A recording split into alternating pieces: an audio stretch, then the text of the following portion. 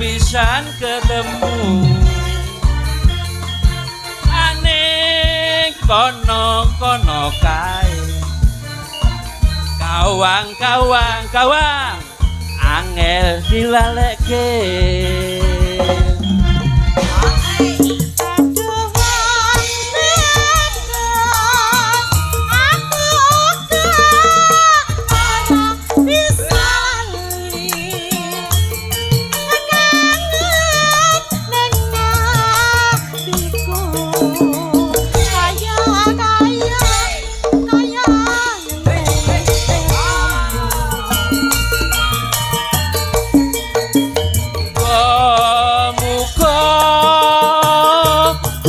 tansah ngeparengno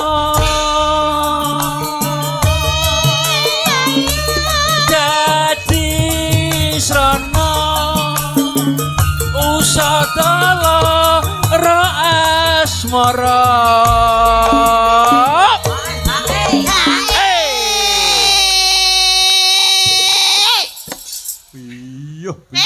ngono kok bulurah lho. Bulurah kok bengok-bengok lho. Bulurah usome ngene iki ya. Minum. Nganu Pak Lurah keringetan sik. Oh, keringetan ya, keringetan. Ya lah ngesake. Saken. Kula lapi mboten apa-apa, Pak. Mboten nek ibu cemburu penting bayar.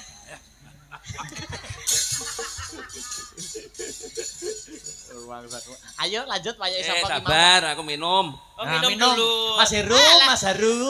Biasane mimike mboten ngaten iki no. Biasane abret lho mimike. Mboten. Itu asistennya Pak Lurah, Mas Heru. Asistennya Pak Lurah. Asistennya Pak Lurah. Heru ki ya ngono, kok dadi begenggek barang. Iya. Ya, nganu kula cepeng nih. Mboten. Mboten kula gocekne oh nggih, asistene Pak Lurah aku. Yo, Jan. Mpun Pak, persiapan nggih. Siap. Aku digarap pargoy, Mas. Pak Lurah kan udah biasa toh. Oh, jenengan pita monggo mboten napa-napa. Iki mboten maksudnya. Oh, ngoten. Manut. Oh, manut jenengan pita mboten napa. Bisa lulungan baju aku wae. Pokoke kingko ket engko sampe saiki lulungane iki. Ayo digarap pargoy, terakhir dintekne yo. Coba kayak apa yo? Aku ngerti.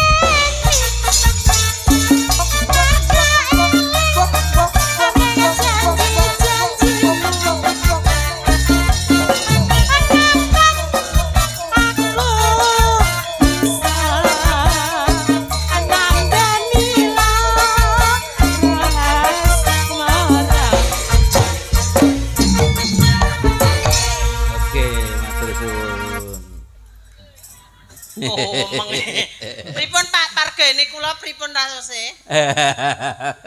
Pripun kok guyu lho? Guyu ora oleh seneng. Oh, ngoten. Pripun rasane? Ora usah Kakak. Kalih gene bulurah penak pundi? Maksud Pargene bulurah kalih kula apik pundi? Oh, wis ora jadi lanjut apa nek. Peti wonge peti. Ana sing watuk-watuk. Ana sing watuk. Oh, alah mer iki mungguk barang kok ya tanggapan. Nika lho, Mbak Mary nika jenengan rayu to. Cemburu. Bapak, Iya. saya itu cemburunya elegan. Elegan. Saya tidak ingin menunjukkan kelemahan saya kalau saya ini cemburu. Alah wong kaya warok lho kok. Tak tembangno khusus jenengan, Bapak. Nah, Tapi cara saya berbeda, rasanya mungkin juga berbeda. penak sing keras ndang wis ya, Pak. Aku ki sing kalem no ya dinikmati to. Oh, sing kalem kok nek ngantuk. Bismillahirrahmanirrahim. Sinawang datan boseni. Edisi Mbak Mary gandrung Pak Lurah. Inggih, wong jenenge wong wedok ya ngene iki enek sing kalem, enek sing kasar, isen-isene donya nggih Bapak. Lah ngantuk engko tenan. Ngantuk tapi mbah ki apa? Pelemasan otot. Wau jenengan kan pun keras-keras kalih ngono onggrok niku. Nah, iki pendinginan, pendinginan. Pendinginan apa malah lemes dia. Mer, aku ya aja ngono to, Mer. Lah pripun? Aja muni kono onggrok maneh. Lah pripun to lah ngono onggrok polahe kaya ngono Ya Ora Allah. apa-apa mboten napa-napa Kang Mas, mboten napa-napa. Kula mboten napa-napa Kang Mas. Iya. Mboten napa-napa. Kula dipun sia-sia kalih Mbak Mary mboten napa-napa Kang Mas. Sedo Mas, sedo. Napa-napa. Biasa. Ya Wong nomor loro iki biasane yang ngono nek nomor 1 itu wis kalem, biasa, tenang pembawaannya. Aku mbok kira pelakor. Aku mbok kira pelakor. Lah piye rasane? Lah terus iya. Ya, bapak, ibu-ibu. Pak Lurah nyuwun ngapunten nggih. Aku nggih ngerti kata nunggu Pak Lurah kaya ngono. Pak. Ya. Sik sabar. Ya. Bojo loro rumahku sedina dep ya wis ning kono lho. Ya wis ya. Ya Madhep rene Pak Lurah, madhep rene. Madhep. Ayah. Aja ganggu sik to yu wong sampean bersuka-suka pada suamiku aku yo menawa saiki giliranku. Iki rasane tutorial bojo loro ki yo ngene iki. Iki drama. Drama dadi kenyataan, nek kenyataan iki ngene iki rasane. Wong ngrusaki demit pancenan. Ngapa kowe? Ngomong apa demit? Aja mau demit piye to wis. Ayah, aku dilone demit. Wong Gus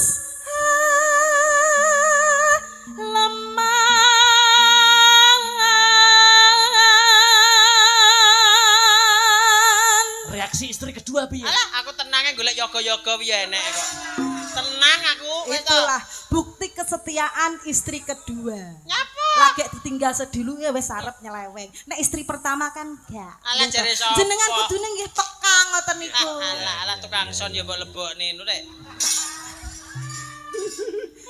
Ya. Rekoso Mas. lakonane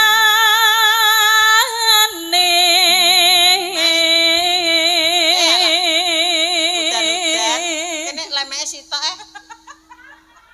Oh walah, sitoke pironan Mas? Pironan Mas? Jenengan semerep 2000. Oh 5.000 ya wis. utang nolaan. Utang sik. Alah, sedang rono, wis tak tenang wis. Aku tak gelar kene wis. Terus Mbak Mary, aja digagas. Istri kedua jangan digagas. Lanjut, Nyapa? terus. Aku pikir nih kok. Angger aku bisa nyawang. Udan-udan monggo Mas 5.000 mawon. Ponto jenengan konsene teng mriki mawon dhewe wingi jenengan pon kalih nika yo saiki arep enggak usah tergoda. Enggak. Adillah sebagai suami. Iya. Mangga 10.000 nggih angsal. Nempel bayar beras. Berarti jenengan iku riyen tergodane nggih pas ngeten iki. Mangga nempel bayar beras nggih angsal Mas, mangga. Wong bagus lambemu abang.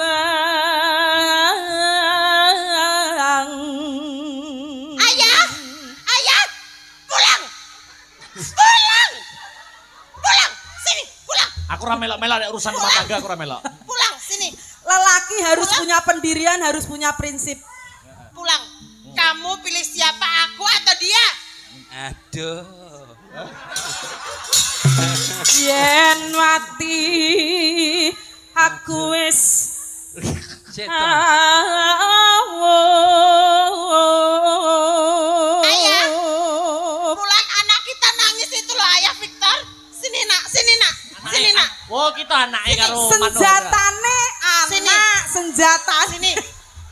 Masya Allah. Sini. Oh, iki to anake Pak Lurah karo Manohara iki. Masya Allah. Saya memang mengakui belum bisa memberi keturunan.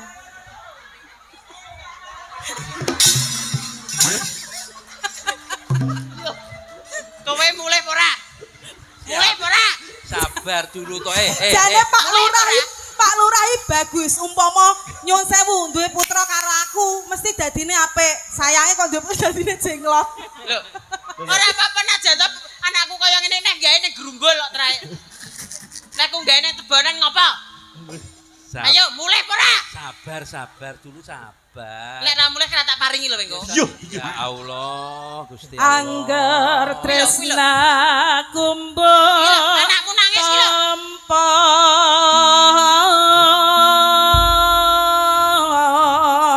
Mas, anakmu iki lho.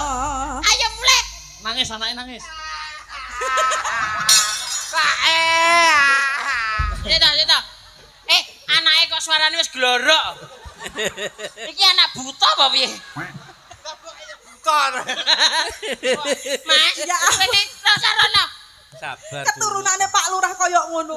Ora Jujune apa-apa. karo aku kok gak. Lho, malah kudu iki apik iki dikarcesne bayar 5.000 ping lho. Ngapa Ya kowe? ampun. Kowe iri ngono apa piye? Ya pancen ya kelemahanku pancen urung. Ayo saiki gentenan Mbak Maringi. Mary sing nembang karo Pak Lurah. Lah dele. Mumpung, heeh kudu satu-satu. Heeh. Iya. Ora iso. Ben adil. Anake kelone sik ya, ayo rene. Anake ngeloni. Ayo le, turu le. Bobok. Aku duwe anak kaya ngene ora tak tak pateni ngono. Kene mimi mama, kene. Kene.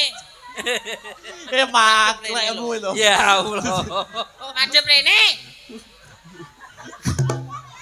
Mumpung ngeloni putrane monggo mriki Pak. Nggih. Jenengan Sik, ya. ngoten niku kalih kula pripun? Menengo to iki. Dadi anak kok obah ae. Satu. Apa ya Cek Mi ngono iki? Napa, Pak? Apa Cek Mi ngono iki? Ya cek mi wong untune rangah kaya ngene kok. Sabar ya nak ya, sabar ya. Terah bapakmu ki ngono kuwi. Aduh, aja mbok cokot. Mas dicokot ki lho. Oh ya duka kuwi. Wong anak kok minyakot ki lho. Iki bagane pakmu. Oh ya. Kene meneng kek jiwone lungguhane mamah kek. Ayo tembangnya apa ki? Kene bapakmu pengen ngene bojo pertama ya ben. Kene lungguh kene karo mamah. Anu Pak Lurah nyuwun lali janjine terus e. Oke. Arep loro ati loro ra sida. Oh alah. Anake ditulang Pak, monggo. Sik, mangan duwe. Nah diwek Anake didulang. ditulang. Ngetes kesabarane istri pertama neh. Anu wiyu dot wiyu, jebokna yu, dot wiyu. Aku ki ya sik dikongkon. Ya ngeten ceret ki ae kok. Oh alah. Oh iki bayi apa batang mbok combor iki. Mana batang kok dicoba. Oke. Ayo. Lali janjine. Yo coba kayak ngapa? Menghibur istri istri kedua karo anake gitu. Nggih. Nganu. Iya. Nyuwun ngapunten. Awake dhewe delok wong nyanyi ya. Nyuwun ngapunten. Ya. Joget. Ayah karo mama. Ora, aku nanggap Pak Lurah. Biasanya kan Pak Lurah nanggap aku. Yo coba kayak ngapa? Lali janjine yo. Kene, meneng. Hey. Iya.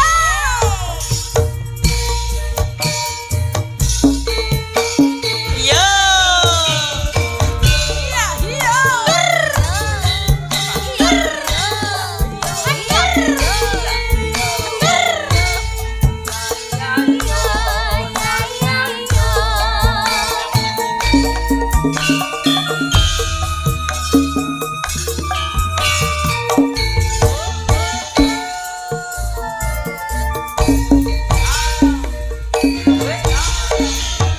Dino minggu sing tak tunggu kowe ngajak ning tawang mangu nganti lisir srengenge ana kene aku nunggu kowe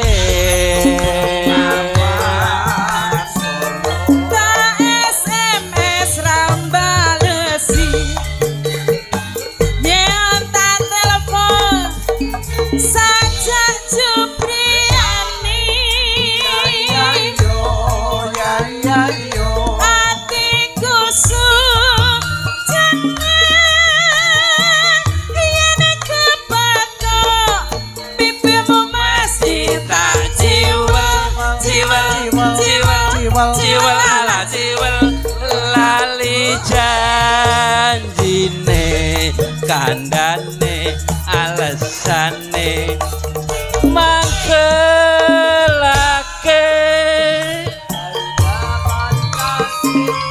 sapa wong sing ora gelo kajung dandan kowe ora teko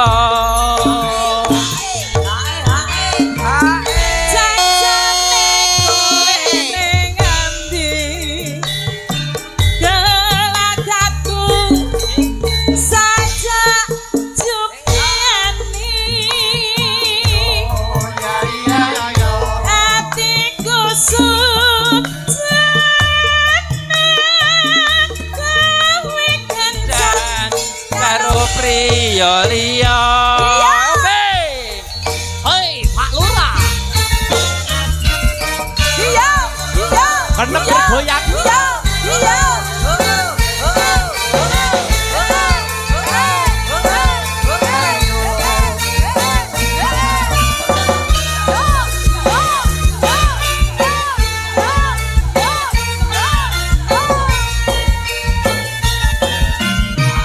Dina minggu sing tak tunggu kowe ngajak ning Tawang Mangu nganti lingsir srengenge ana kene aku nunggu kowe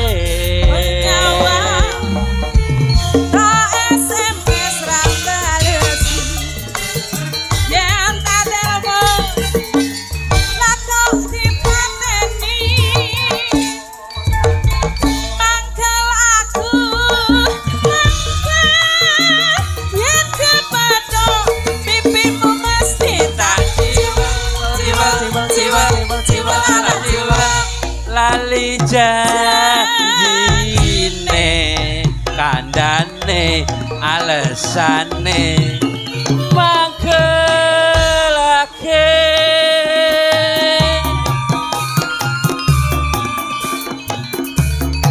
ora kena kadung dandan kowe ora teko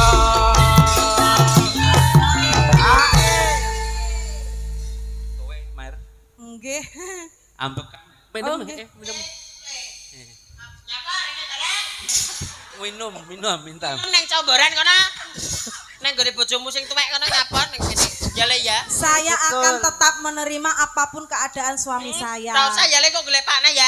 Golek Pak Nas sing golek ganteng luwih sugih. Lah, wong ki ra duwe duit ya. Aja to kok ora duwe duit bareng.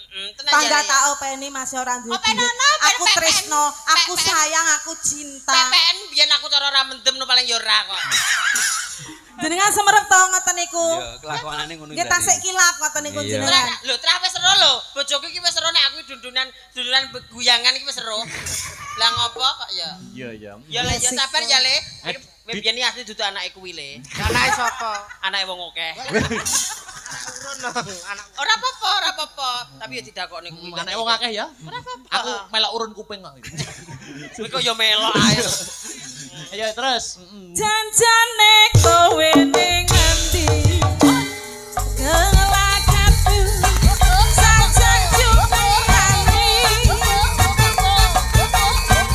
atiku sujono kowe janji Karo mani. iya